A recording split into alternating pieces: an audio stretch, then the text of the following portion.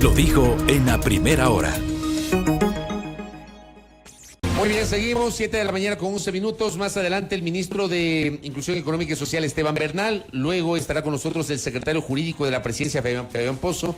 Hablaremos también sobre la situación de las provincias amazónicas, así como hemos hablado de Esmeraldas. Hablaremos de las provincias amazónicas con el presidente del consorcio de gobiernos locales, de gobiernos municipales de la región amazónica, el alcalde Freddy Armijos, más adelante acá. Antes, hablemos de un tema de coyuntura, porque claro, en estas horas asistimos a la información de que, creo que a partir del 9 de noviembre, el Reino Unido brindará ese privilegio, porque es un privilegio que otorgan los estados, para que los ciudadanos colombianos y peruanos puedan ingresar exentos de visa de turista a ese país, al Reino Unido.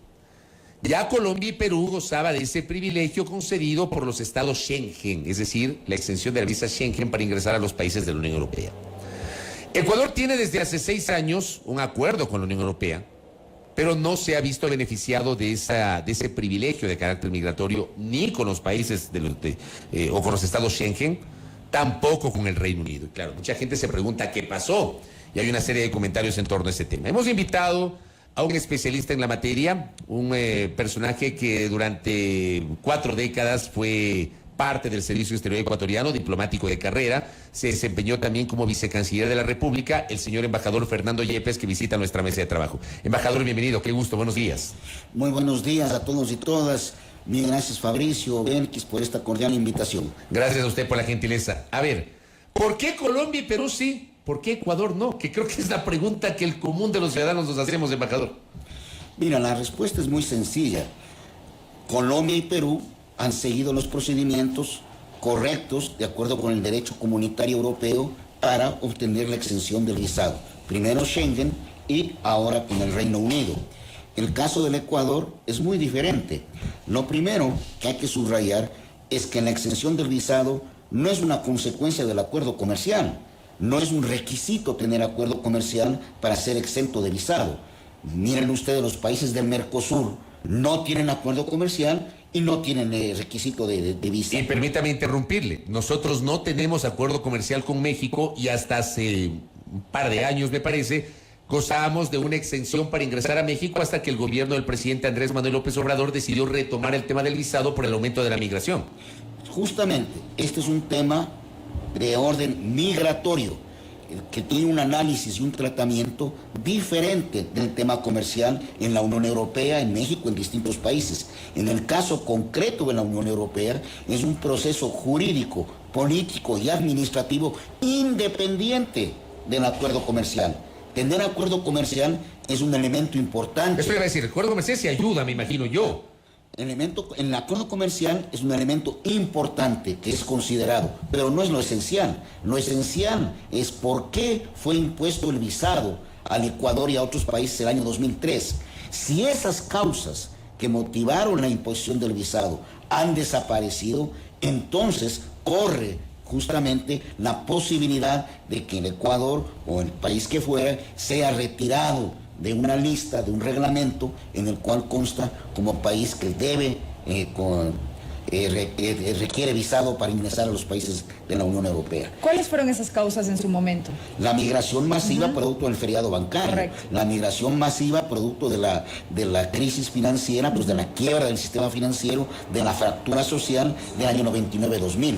Justamente en esos años, cuando se impuso el visado, yo era ministro de la Embajada del Ecuador en España, pues y fui testigo del aumento pues inmenso de la migración y luego del posterior proceso de regularización inicial que hubo. Pero recordemos que la población ecuatoriana en Europa pues creció exponencialmente de una manera increíble. Anteriormente a la crisis del 99-2000 habían sido los Estados Unidos, Venezuela, algún otro país de la región, los principales receptores de migración ecuatoriana. Pero con la crisis del 99-2000, por primera vez masivamente los ecuatorianos van a Europa.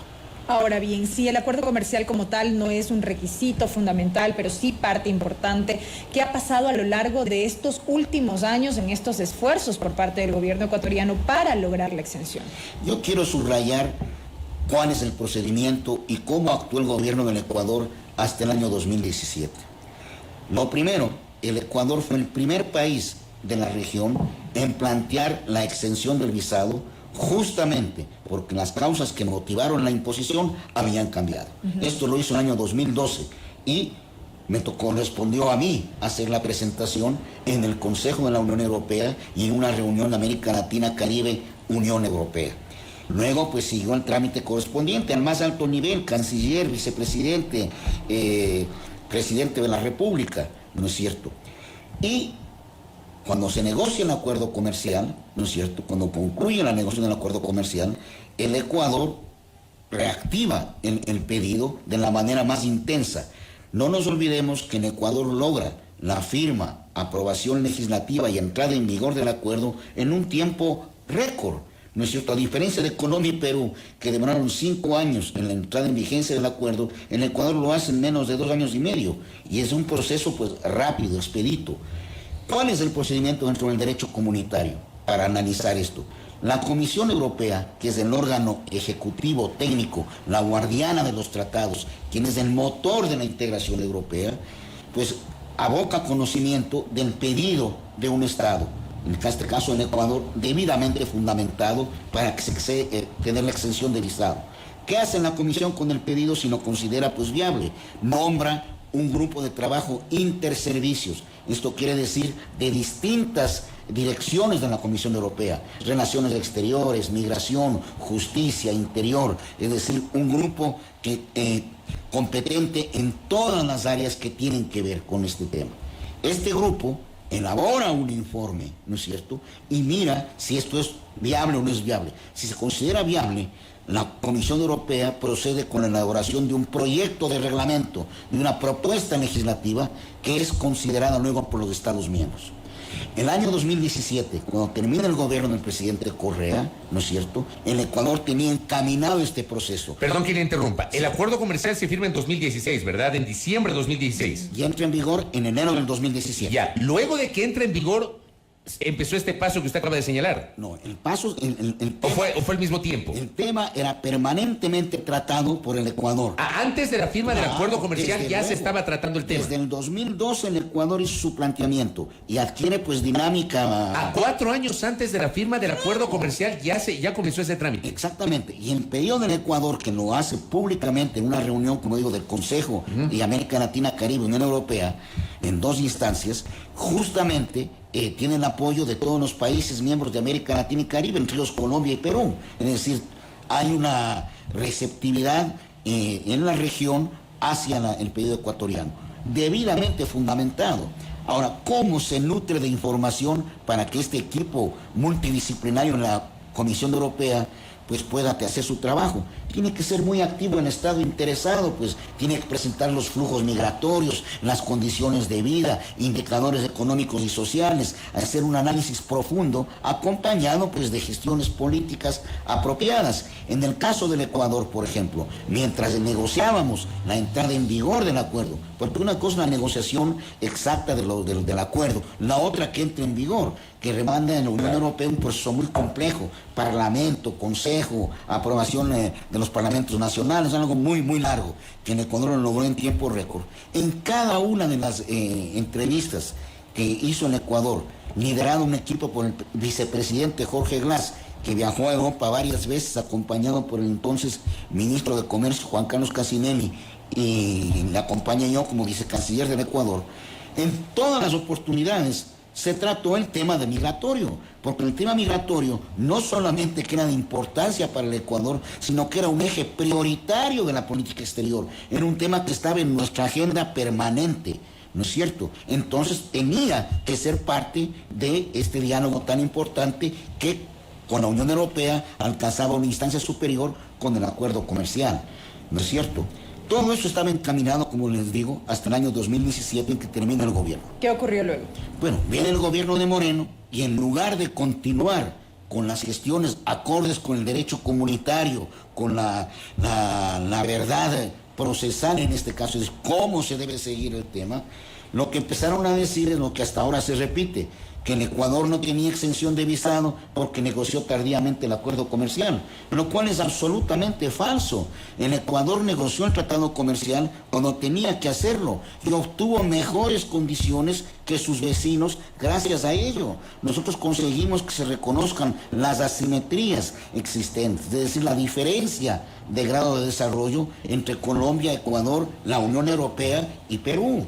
¿No es cierto? Y esto permitió que el Ecuador obtenga mejores condiciones que Colombia y Perú en un sinnúmero de productos y también en los temas más sensibles, como son propiedad intelectual, como es compras públicas. Es decir, no ha sido una cosa pues a la loca, todo lo contrario. Sin embargo, se trata esto con una ligereza muy grande, con un desconocimiento muy grande y desde la perspectiva del odio, de correísmo, anticorreísmo. Pero, por ejemplo, a ver, ahí yo tengo le pido algunas reflexiones, porque, por ejemplo, la primera ministra de Relaciones Exteriores fue María Fernanda Espinosa, que entiendo tenía una línea que iba de la mano con aquello. ¿Qué pasó ahí? Y luego yo reviso, por ejemplo, los cancilleres posteriores, porque el presidente Moreno tuvo 4 cancilleres, tuvimos 2 embajadores de carrera, José Valencia y Luis Gallegos, que ocuparon ese cargo y que usted los conoce porque usted fue parte del servicio diplomático. Ninguno de ellos le dio seguimiento a esta negociación. No solamente que no dieron seguimiento, sino que fue penosa la gestión realizada. Y en eso yo quiero... Pero perdón, embajador, cuando dice fue penosa, ¿a qué se refiere? A que fue triste, por equivocada, por extemporánea, por mal conducida, por mal ejecutada. ¿No es cierto? Y yo quiero subrayar también que los cancilleres de carrera en el periodo de Moreno, ¿no es cierto?, poca o ninguna gravitación tuvieron. Y si revisamos las barbaridades cometidas en política exterior en el gobierno de Moreno, pues francamente queda en muy mal predicamento el asesoramiento y la gestión de cancilleres de carrera, particularmente José Valencia, que estuvo un periodo muy largo y en periodo en el cual ocurrieron pues errores muy grandes. En el caso de la visa Schengen, hasta ahora se repite el mismo error. Creen que hablar con España es tener es hablar con todos los europeos.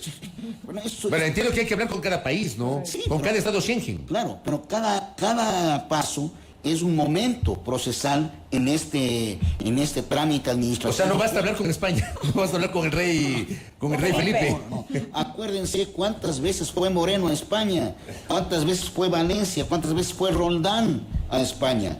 Y el titular era, estamos a un paso de la visa Schengen, porque hablamos con España. Viene acá el rey en la transmisión del mando, hablamos con el rey, ya, está listo la visa. Viene el presidente del gobierno español, está lista la visa. No se ha hablado con quien debía hablarse, en la Comisión Europea, que es quien tiene que proponer la propuesta. Para los Estados miembros, mientras no haya propuesta, no hay tema, no existe una posibilidad de ello, ¿no es cierto? Aquí es un procedimiento muy regulado por el derecho comunitario. Nada tiene que ver el acuerdo comercial, menos tiene que ver a Sánchez del caso del Reino Unido y menos tiene que ver la posición sobre Malvinas. Es un procedimiento diferente en todos los aspectos.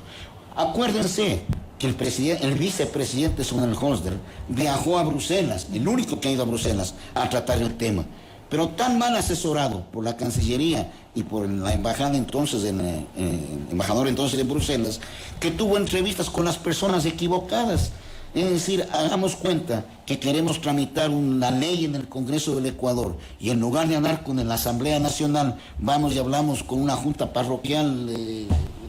O sea, no tiene nada que ver. Ahora bien, la expectativa se mantiene en que el Consejo Europeo, en el caso de la visa Schengen, y el Parlamento Europeo analicen este caso, lo relativo a Ecuador, en el marco de sus debates. Desde el Estado ecuatoriano, ¿hay algún tipo de incidencia que se pueda ejercer de alguna manera para que esto ocurra? ¿O qué sucedería en el caso de que en el contexto de esos debates la respuesta no sea favorable para el Ecuador?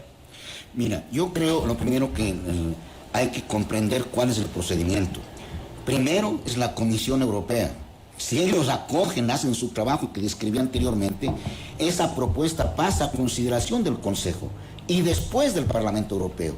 En este caso, han transcurrido pues 5 años y pico desde que terminó el gobierno de Rafael Correa, Y no hay la propuesta europea, es decir, no se ha avanzado para nada en ese tema. ¿Y eso de qué depende en lo que respecta a Ecuador? Ecuador es el que tenía que impulsar el tema.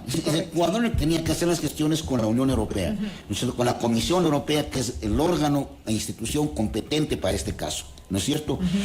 Y algo que es muy importante recalcar y subrayar aquí, hoy las condiciones del Ecuador son muy diferentes de aquellas que facilitaban la exención del visado.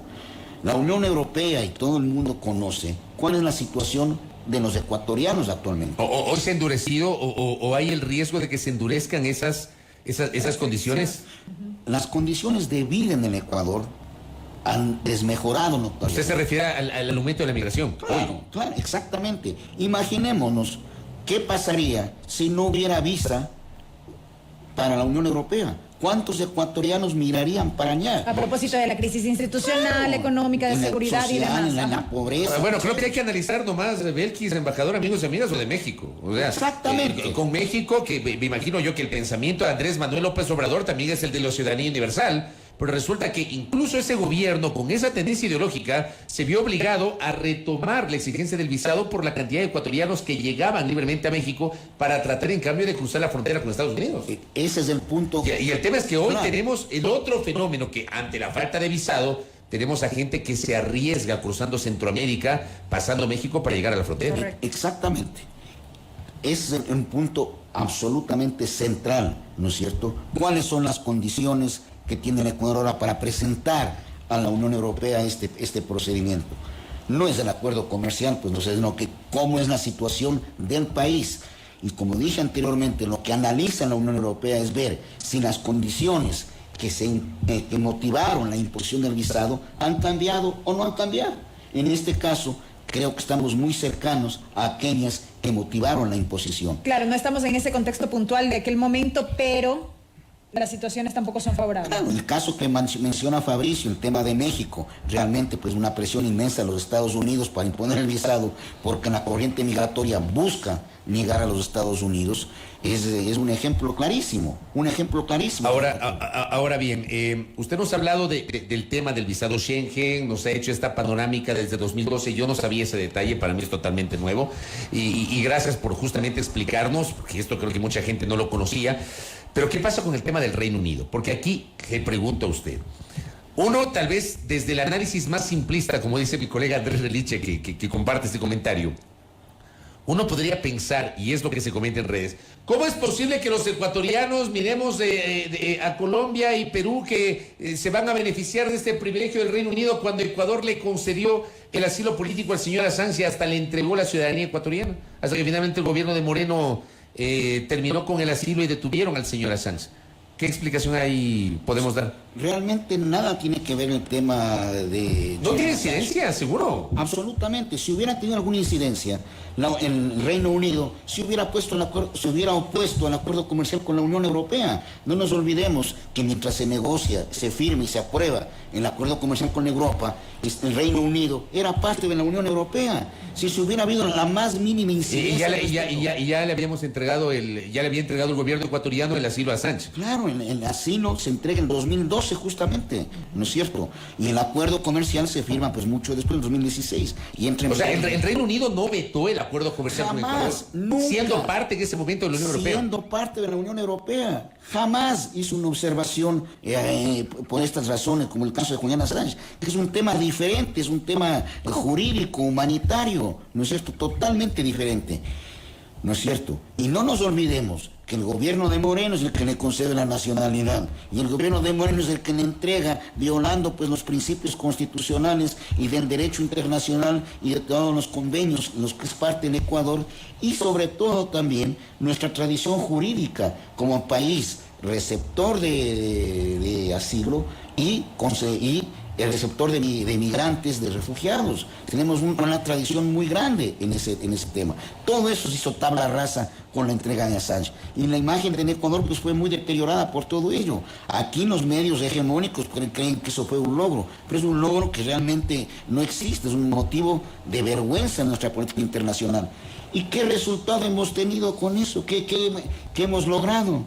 El tema del acuerdo comercial con el Reino Unido, cuando el Reino Unido se separa de la Unión Europea, pues ya es negociado por Moreno y posteriormente. Yo pregunto, ¿se trató el tema migratorio en eso? ¿Alguien hizo una reflexión al respecto? Yo creo que no, como no se lo hace ahora con México en el tema migratorio tampoco. O sea, la diferencia en la negociación del acuerdo comercial con la Unión Europea y lo que ha ocurrido con México o del Reino Unido es que hubo una participación grande de la sociedad que permitió un debate, cuestionamientos. Todo lo que hoy se critica como que hubieran sido motivo de demora fue lo como debe ser la negociación. Es decir, lejos del tema Assange, lo que tiene que ver con Ecuador y Reino Unido pasa también por una falta o una ausencia de gestión como tal, diplomática.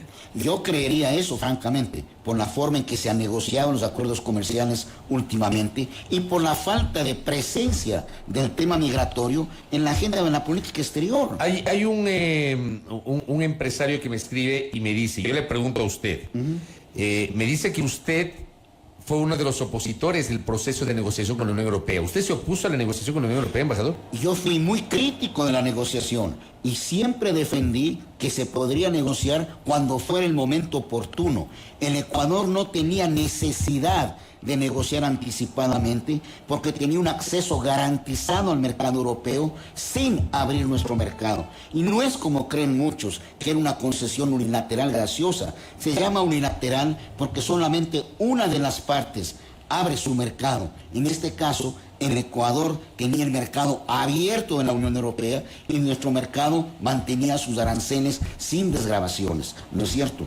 Y algo que es importante subrayar para el sector empresarial es que el Ecuador no perdió ni un solo día de acceso preferencial al mercado. Siempre tuvo el acceso total al mercado europeo, en todo momento, ¿no es cierto? Y cuando negoció fue cuando era imperativo hacerlo porque ya nos iba a renovar el esquema preferencial para el Pero usted Estado. con los términos finales de la negociación con base en el acuerdo suscrito en diciembre de 2017 estuvo de acuerdo. Yo creo que fue lo mejor que se pudo De obtener. 2016, perdón, Sí. diciembre de 2016. Fue lo mejor que se pudo obtener. ¿Usted sí estuvo de acuerdo con este texto del acuerdo?